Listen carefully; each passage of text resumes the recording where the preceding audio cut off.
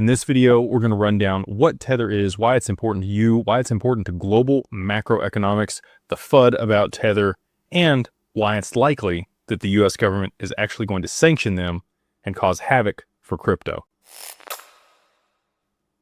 All right, so to start things off, we have to break down where Tether came from, what Tether is, and some of the background before we can get to why it's important today. So in 2014, the company was founded. It was filed in Hong Kong, and it was domiciled in the British Virgin Islands. And last year, it was actually more profitable than BlackRock. So that's why this is really important.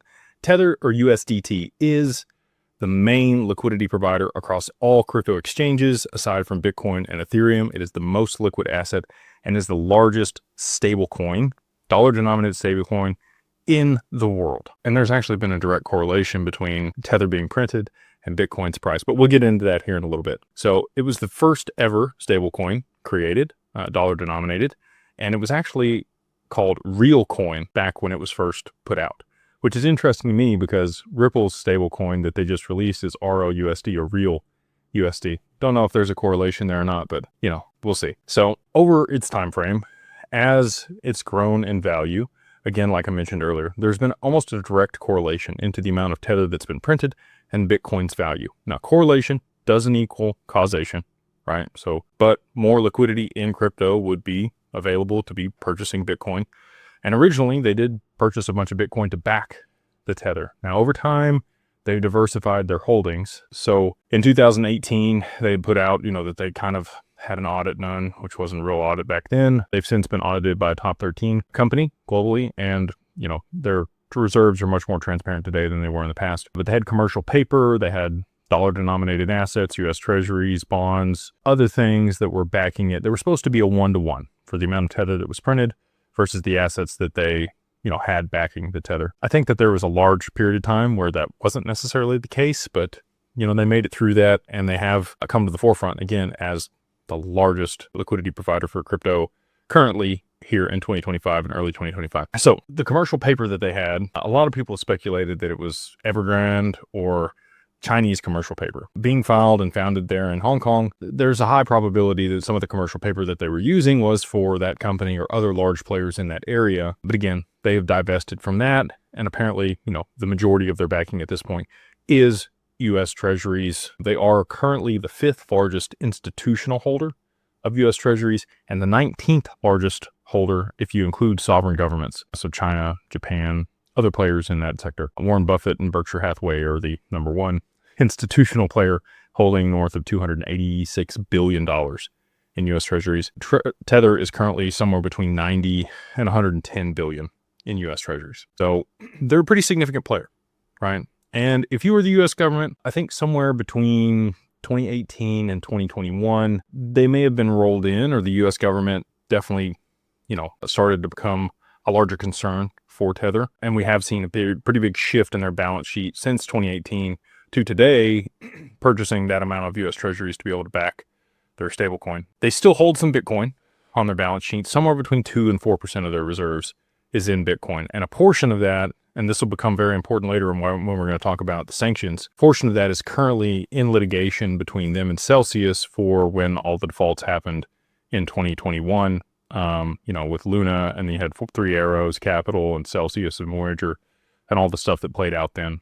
There's currently some litigation there about who owns that Bitcoin between Celsius and Tether. Because of that, they're not going to be able to divest from that Bitcoin very quickly. And the reason that's going to matter is if there were, stablecoin regulations passed here in the US, it stipulates that there has to be a one-to-one dollar denomination between the assets issued or the stablecoin issued and the backing, it states that there has to be a one-to-one backing for the stablecoins issued versus what is used to back at dollar-denominated assets, and it cannot be a digital asset. So Bitcoin cannot be used as backing for a dollar-denominated stablecoin if they pass that regulation. Excuse me. Since 2018, I think the U.S. government has potentially used Tether to soak up debt that has been sold off by other nations. This could include Russia and China and a lot of the other BRICS nations that have started to move away from the U.S. dollar. They've been selling their treasuries onto the market in large volumes, and the U.S. government didn't want to be the one to buy that up. So I think there's a potential that Tether has been a patsy, basically, for the U.S. government to soak up a lot of those treasuries as they've flown onto the market. And I think that that's going to become even more important on the other side of regulations, because if you wanted to dismantle this company or stymie its growth and allow for large fintech companies or banks and institutions or other enterprises here in the U.S.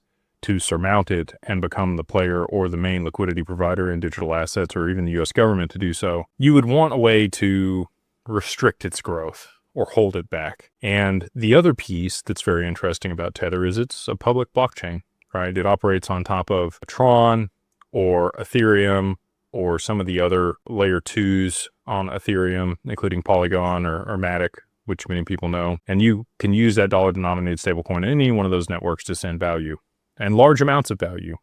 Hundreds of millions of dollars can flow through Tether. I don't want to say fairly easily, but much easier than almost any other stablecoin. There's not enough liquidity in USDC or Paxos or basically anything else out there besides Bitcoin to send those values. So if you sanctioned other countries like the US government did in 2020 against Russia, well, you would want visibility on how they were moving large amounts of money. And Tether would provide a really good way to do that. If you had a backdoor and you could see which accounts were moving that money and who was operating those accounts, would give you a really good understanding of, who was operating outside the system, outside of SWIFT, which is what they used to sanction Russia and Iran.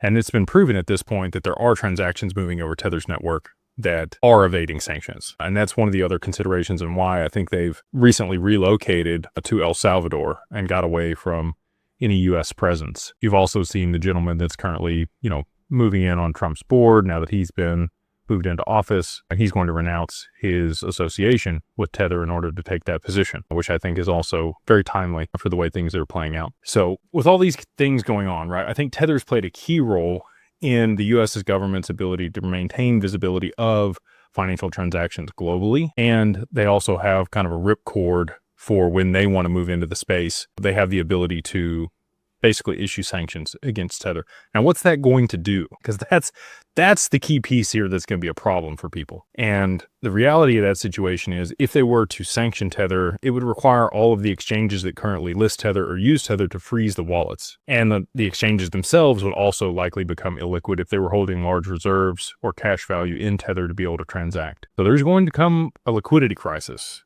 in crypto, in my opinion, when the U.S. government passes stablecoin regulation here in the U.S., and Tether is not able to divest their Bitcoin that's currently on their balance sheet, or they use, again, the transactions that have transpired between Russia and Iran and some of the other sanctioned countries that have moved over the network. They should have recourse to be able to sanction the network itself and potentially the company. So, and they've also proven that stablecoin business is very lucrative. Again, last year Tether was more profitable than even BlackRock, which is the largest financial corporation on the planet, managing north of $10 trillion.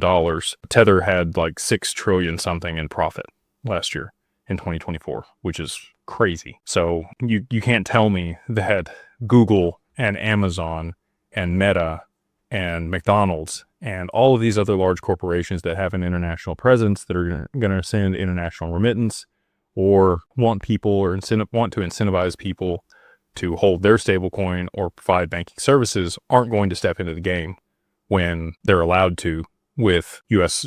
passing stablecoin regulation, potentially here in Q1 of 2025. So there you have it. That's why I think you're going to see Tether actually sanctioned by the U.S. government and a liquidity crisis happen in crypto. So what does that mean? What are these other stablecoins going to step in and then be the liquidity provider for these exchanges or crypto as a whole? Or will there be a neutral bridge asset that potentially steps in and fills that gap? And that's where I think things head. I don't know if you've ever looked at the Shane Ellis theory, but he talks about just one exchange becoming illiquid because of something like sanctions against Tether. They would then use XRP on their own, push the value up, provide liquidity for their own exchange to be able to conduct business at scale again. And in that circumstance, or, Shane Ellis's theory, he talks about $589 XRP to be able to provide liquidity for the exchange in that circumstance. That's where the number comes from for people, then the significance of 589 for the XRP community. So I think that that's a likely possibility in the very near future if there is a circumstance where stablecoin regulation gets passed to shore up treasuries being dumped onto the market. If there's Operation Sandman or we see an unwind of the reverse carry trade, I think it's very likely that the U.S. government will quickly pass stablecoin regulation to drive demand, to soak up that debt that's being dumped onto the market, to stabilize the debt market for the U.S. and the dollar. And we will see some recourse against Tether that will cause a lot of dominoes to transpire and follow forward, and things that a lot of people have been talking about or hesitant to believe could transpire in a very short period of time, causing the price of XRP to escalate very quickly to the upside. So there you have it. That is the origin of Tether, where they've been, what they've had on their balance sheet, what they're doing today. There's been a lot of people that have talked a lot of FUD or had a lot of fear, uncertainty, and doubt about Tether over the last 10 years here as it's been, in the space. But I do think that this has been a long play for the U.S. government and other entities around the world to be able to see, potentially bad players moving funds and be able to, figure out who those people were and what they were doing with that capital. Because it's on a public blockchain, you could trace all that. And it's provided a way for the U.S. government to shore up the debt market as people have divested from the U.S. dollar until it was the right time for them to pass stablecoin regulations and allow for that innovation to take place here in the U.S. If this has been valuable for you, please like, subscribe, check out the channel, check out other videos here on the channel, and we will see you on the next one.